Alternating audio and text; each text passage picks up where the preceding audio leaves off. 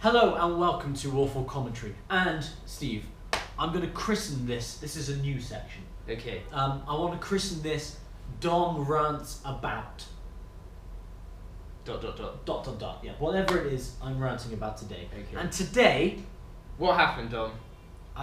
I need to come up with a snazzy title Okay. for this segment. So it could be Dom Rants About Same Day DLC, or Dom Rants About Steam being a massive douchebag, or Dom Rants About Chinese internet. It could be any one of these three. Dom rants about Sega. So you went into work earlier on, and I did. was like, I'm not going to go into work. I haven't had a day off in 2 weeks. I'm going to have a day off, and I'm going to play video games. You know, and I was excited. Good. So I sat down, and I was like, ooh, I've been playing Rome Total War 2, and everyone says it's way better with the mods installed, the overhaul mods. So I've been meaning to download Divide et Impera for a while, so I thought I'll do that. And so I watched a 15-minute video on Divide et Impera, the mod. Wow. Yeah, because this guy did a good review of it. We'll put a link for that in the description because it's a good video if you like to war mods. I remember watching it before and being like, there's a how-to install the mod on there. So I watched all 15 minutes, and of course the how-to install it was in the last 2 minutes. So the guy says, go on the Total War website. You can just download it from that. It's just stick it straight in the data file. I thought, well, that would be easy. So I go down there. It takes me 10 minutes to find the file. I stick it in the data file, and nothing happens. Oh, now this doesn't sound like you, Dom, because I know you are an expert when it comes to modding video games. I hate you. I like mods. I like playing mods, Yeah. but it's so much effort putting them on. You could quite happily sit there for 3 hours and click and order the load order. Anyway, so it didn't work, and I was a little bit freaked out. So I went on the Steam Workshop and I found it there. Unfortunately, for some reason on Steam, it's in 4 parts. Yeah, so I'm like, okay, so I download the first part and find the second part, the third part, the fourth part, and unlike any kind of sensible mod installer, I loaded up the one for Rome 2, and it downloads all 4 of them at the same time. That could be useful if you have good internet. If you have good internet and you don't want to order in the way in which they're downloaded. Unfortunately, China's internet is abysmal in every possible way. An hour and a half, Steve, to Wow. download 4 files. Not even 4 different mods. One mod. One mod? One mod in 4 files. It took an hour. How big was this mod?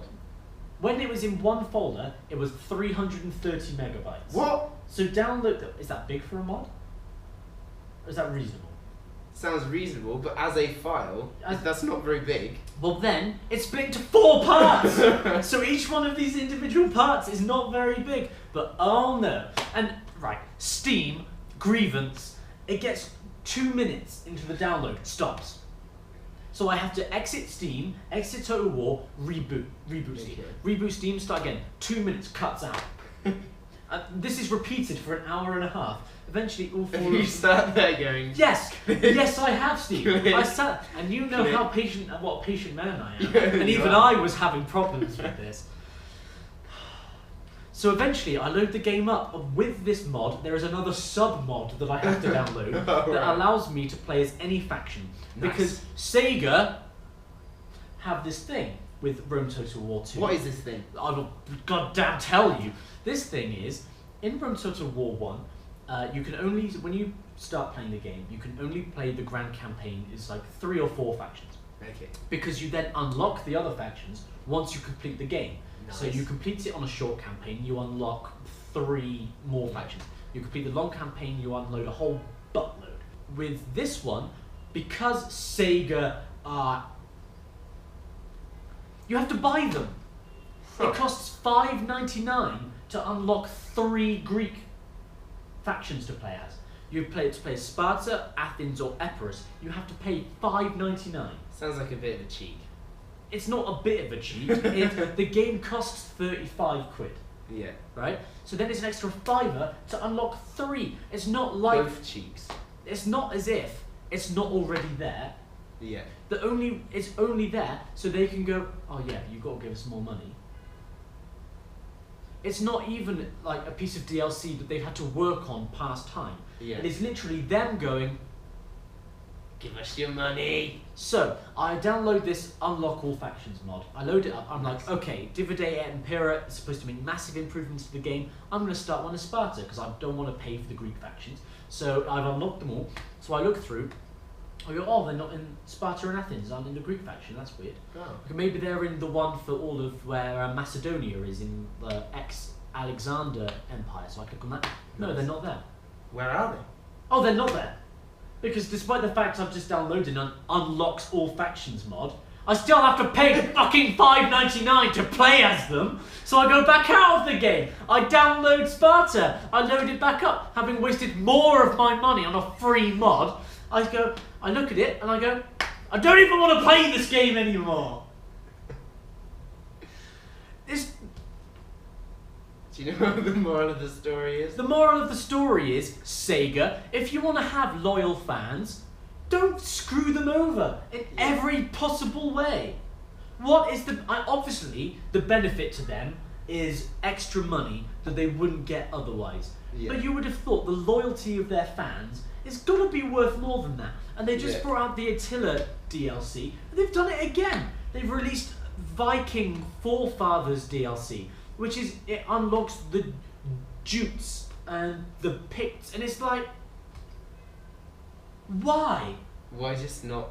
Why are give they it to not him there? as a whole package? Because they're already in the game. They're not adding new units. They're not adding new colour schemes. Yeah. All they're doing is giving you the option to play as them. And that doesn't cost them any money to go, oh, here's the coding. It's already in the coding. Yeah. It's just waiting for, the game is just waiting to receive that tip in the box that says, yeah, they fucking paid for it. Cheeky bastards. The gaming industry is supposed to be getting better. And as indie gaming becomes more prevalent and people have more control over access to games, then companies should be responding to that with, we're going to make gaming more open. Yeah. Because otherwise, no, they're going. But if they give you more stuff from the get-go, you might be more inclined to buy the DLC that comes afterwards in the first place. Because by the time you've unlocked the Greek factions, you've unlocked extra Germanic tribe factions, that's an extra £12 you've paid. Yeah.